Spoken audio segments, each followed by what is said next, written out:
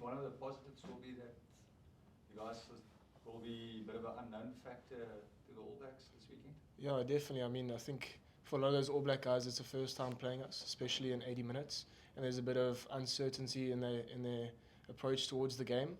So yeah, it'll be interesting. It's first for us as well. It'll be a very good experience and great opportunity for all of us. Ethan, you never touched the ball, no made a hit, no got hit on Saturday.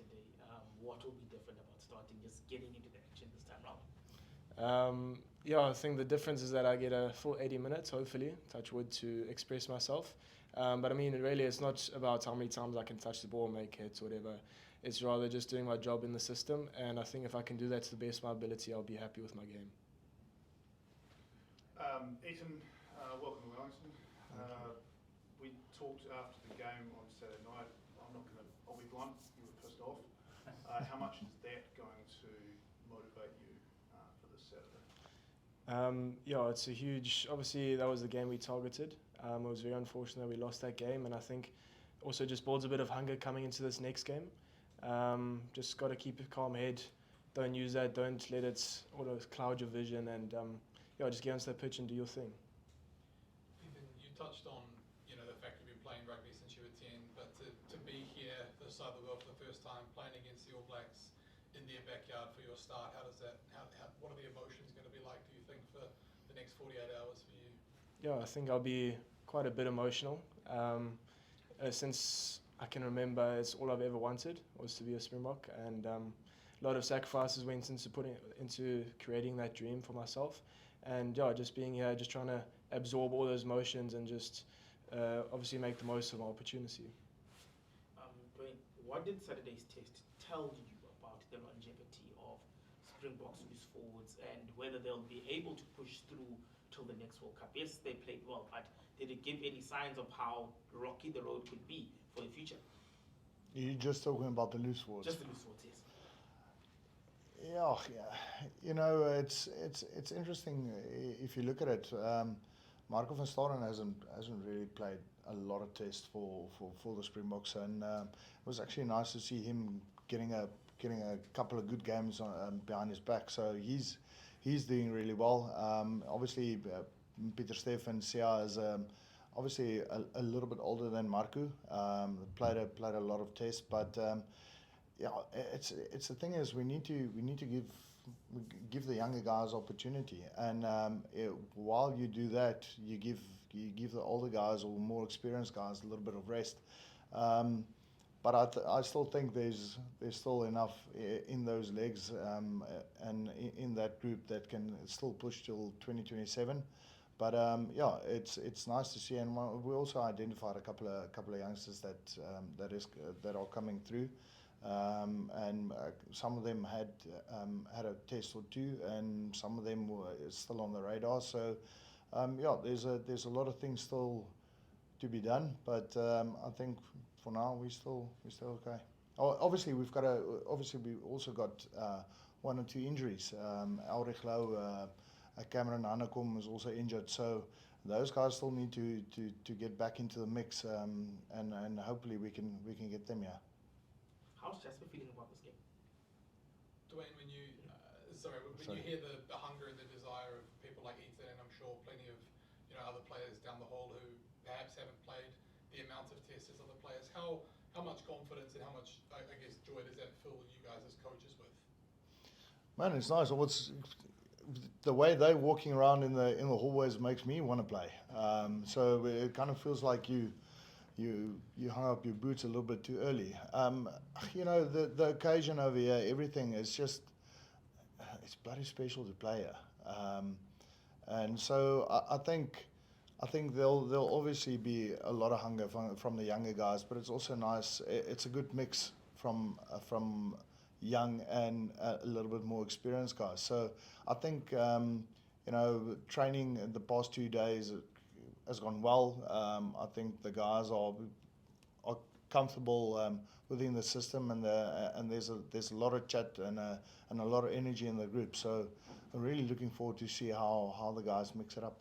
Well, if you want to run the NPC or one of the Heartland Championship games, I'm sure they'll be happy to have you. Would love to. If I can ask about the scrum, Yeah. obviously while the backline's been changed, the full pack stayed the same. How much did the performance of the scrum, especially in the second half there, influence the decisions around keeping that same group of guys? Well, we don't have a lot of other guys. I think you know, it's just, we're also giving the guys a, you know, continuity, also to just to stay in the system, to get used to the system. You know, Thomas Duane was he played loosehead in a couple of earlier tests, and obviously we gave him the opportunity to play tight head, and he actually did really well. So now it's just, you know, having the Duane making the right, or getting the right guys to start, and getting the right guys to play off the bench. So I think it kind of went well last week. Obviously, one or two penalties that we still could have gotten if you look back at it. But yeah, overall pretty happy. But still, we can still do better, and yeah, there's still some work to be done. And it's nice to one or two other guys getting an opportunity to get into the mix. Duane, I just wanted to get your thoughts on Wallacei, who's obviously played a lot of number 8 yourself. What have you seen from him? He was Breakthrough Player of the Year last year worldwide. Now coaching and trying to figure out ways to stop him. What do you see in him? Yeah, you know, it's interesting because the previous number 8s were, you know, there was a different game plan to how the guys are playing now. So I always knew, you know, some of the other boys ran off the backs. Wallace is he's a great athlete, bloody explosive and quick.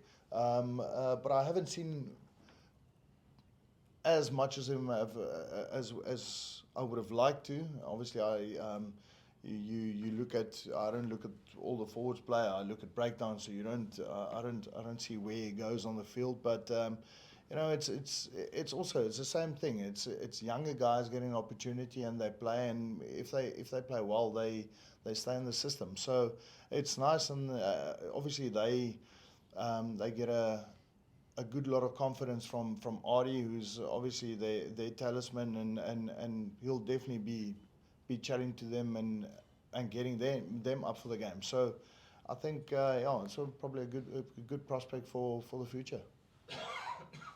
Duane, just talk us through how Jasper's champing at the bit for this particular game. His red card against Italy was unfortunate, but he's also been quite a significant factor for the Boks number 8. Yeah, I think he had a good rest, so it's time for him to get onto that pitch. Yeah, I think he's relishing the opportunity to play. Hopefully, you know, it will be nice to see him go the full 80. I don't know if that'll be possible. Obviously, if you haven't played a game for quite a long time, it's difficult to get straight back into it, and especially at this level and against New Zealand. So I think you know, for him just to come back in and give us that front foot ball, that is probably what we really need from him, and yeah, hopefully we can get that. Duane, Rassie said on Saturday that Boks didn't get enough go forward with the line-out mauls. Is that one of the focus points to reignite that weapon again? Yeah, it's interesting. We didn't really want a maul.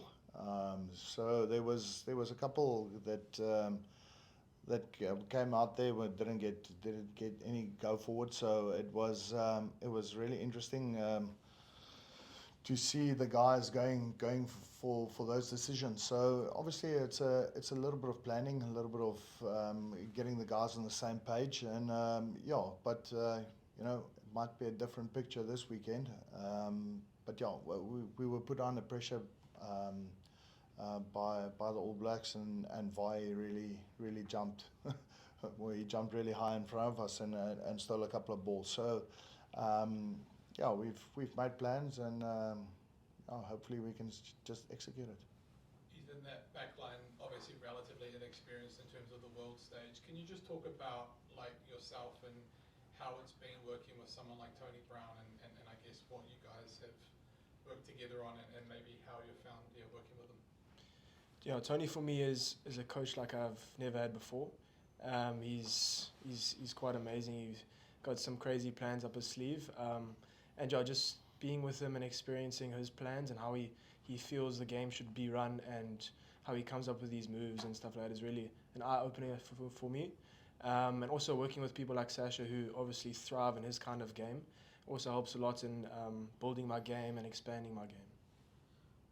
Eva, just talk us through the importance of the high ball contest. It's something that you thrive significantly in, even though you played the bulk of your junior provincial rugby at centre, but you moved to the wing at Sharks and thrived in the high ball. I mean, the Bulls game at Loftus was an example. Just talk us through how critical will that particular facet be on Saturday. Yeah, for us, the contestable kicking game is a huge area in our game. And it's all about just getting us the ball in the right areas of the field.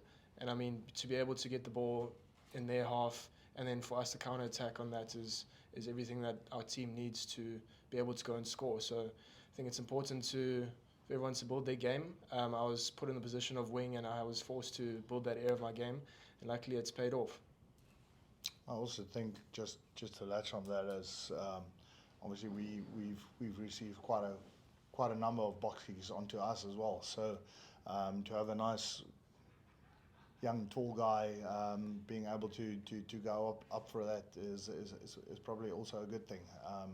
So All Blacks also worked on their kicking game and those short little kicks. So yeah, it'll be a good contest.